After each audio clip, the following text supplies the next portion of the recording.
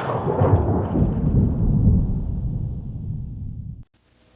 everybody, Aaron Cowan, Sage Dynamics. Just returned week before last from SHOT Show. Really great experience. I love going out there every year. It's great for me because all the people I interact with, all the people I deal with, all the people I'm friends with in the industry are very passionate about the industry. They're very pro 2A, obviously, because that's their business. And they take a very direct approach towards spreading the message through whatever product they happen to produce, be it a service or a firearm or what have you. They put a really, really good message out there, and they're really positive for the shooter, the student, the industry as a whole. The NRA is there every year, of course. They usually have one of the largest booths, which is one of the things that your dues go to pay so they can spread their message. I'm a lifelong NRA member. I'm also an NRA law enforcement division instructor for a number of different disciplines, a number of different firearms. That being said, I do not believe that the NRA has my best interests at heart. Now, the NRA has been around since the 1870s. They have between 4 and 5 million active members. The average due is pretty low, but if you obviously do some basic multiplication, if you've got even 4 million members, that's a lot of income coming in to fight the fight, to push the message, to lobby, to do things of that nature. Unfortunately, at least from my perspective, I'm not seeing them do a whole lot that's focused on what I would consider to be the modern day shooter.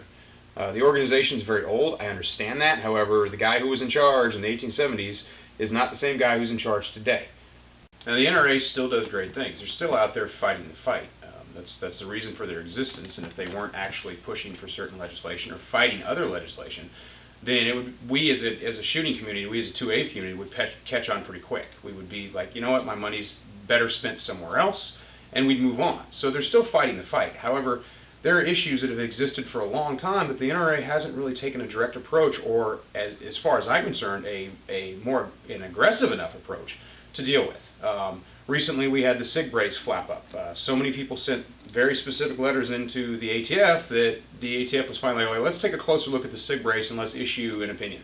And then we'll issue another opinion. Then we'll retract an opinion and we'll issue another opinion, but we'll change our opinion and then we're going to redefine the definition of the word designed, and then we're gonna screw with the definition of the word intended.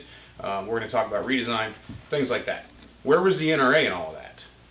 I honestly, personally believe, and I think anybody with a little common sense would believe that the SBR laws under NFA are ridiculous to begin with. I don't want to get into suppressors because I think that's a totally different conversation that deserves its own special attention.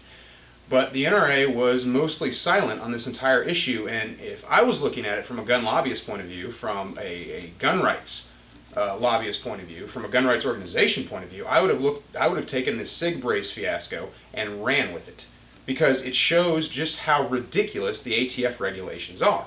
Now, a regulation has the power and the force of a law, but it is not a law. It is interpreted from a law, which means it can be reinterpreted at any time.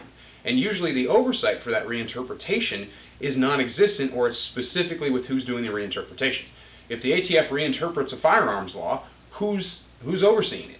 We need our own grassroots organizations, or we need the NRA to go up against situations like that, and the NRA really did drop the ball. When the NRA brought on Austin Weiss and Dom Rosso and Colian Noor, I was really excited about that because they're finally reaching out to a group of shooters that existed for a long time but was largely, if not ignored, then not necessarily recognized by the NRA. Not every NRA member is going to be a hunter. Not every NRA member is going to be a collector. Some NRA members are strictly owners of firearms for self-defense, be it self-defense from, obviously, crime or preferential self-defense from maybe a usurpacious government. The bottom line is they brought these commentators in, and I was really excited for what they were going to do. I was hoping that they were going to reach out to the people who were kind of disenfranchised with the NRA because they see the NRA as an old white men's organization, or just an old men's organization, or just an organization that hasn't kept up with the times. The third option, that's the one I tend to agree with. I see the NRA as an organization that is slow to change, which is unfortunate. So when they brought these commentators in, I was like, finally, the NRA gets it. And then they didn't. The initial media from Dom, from Austin, from Colian was great, and then it quickly became very entertainment based. I don't want the NRA to entertain me. I don't need the NRA to entertain me. I need the NRA to fight for my 2A rights, and I don't want the NRA just to focus on the latest hot button issue. The whole stand and fight thing. They got behind Sandy Hook. They fought for our rights, and that's great. They did a really good job. Where were they in 1984 for the omnibus crime bill, or 1994 for the omnibus crime bill? Where were they for NFA back in the 30s? Where were they state by state, such as California, where the California government continues to encroach on the citizens' rights as a gun owner? How about the less free states in the Northeast? New York. They pay lip service to these situations, but I don't feel like they're exercising the dues of the membership to the best of their abilities. If you've got let's say conservatively, 4 million members of the NRA, paying members of the NRA, that's a lot of money and a lot of fight to put behind the best lawyers you can get your hands on. You can do a lot with that. You can legislate with that. You can do whatever it is you have to do politics-wise to see that these bills get shot down and we don't have continuing encroachments on our Second Amendment rights.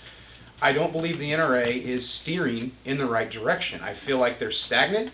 They don't necessarily know how to reach out to the newer shooters. The problem is they're going about it in the wrong way. If you bring people on as commentators to reach a new market, that's understandable. I get that. You want to let people know the NRA's hip, the NRA exists, the NRA's with it, and that's cool. Unfortunately, I think the best way to reach people, besides bringing on a commentator to reach a different demographic, is actually fight for their rights and show them results. NRA membership will go up when the NRA gets results. The NRA continues to get results, membership will continue to go up. Now, I don't think that you need an economics degree or a degree in social engineering or socioeconomics to understand that the better suited an organization is to actually defend your rights and show that they do need to be constantly defended, the more people are willing to donate $20, $30, an order from Brownells, donate $1, whatever it is.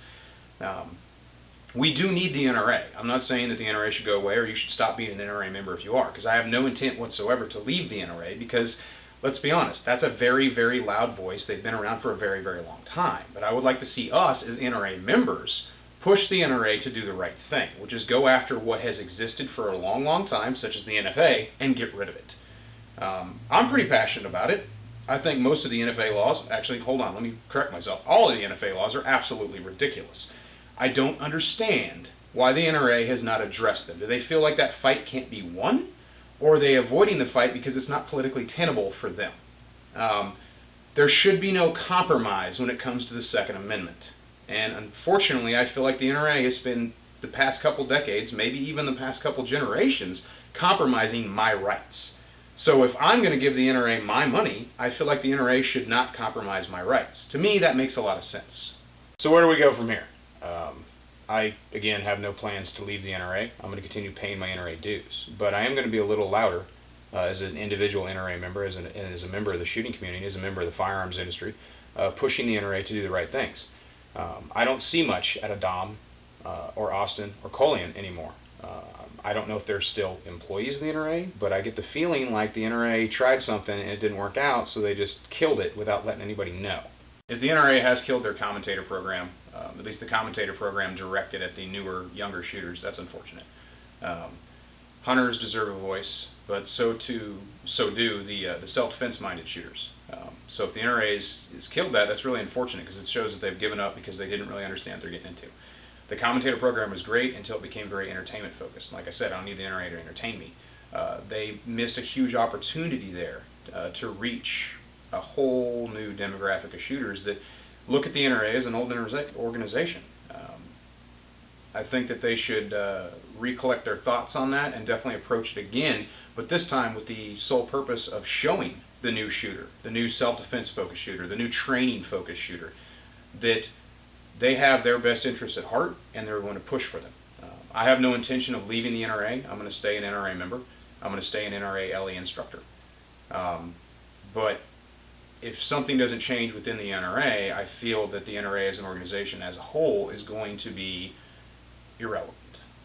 And if the NRA becomes irrelevant, then we need another organization to replace them, or we need to find a way to fix the NRA before they become irrelevant. I'm Aaron Cowan, Sage Dynamics.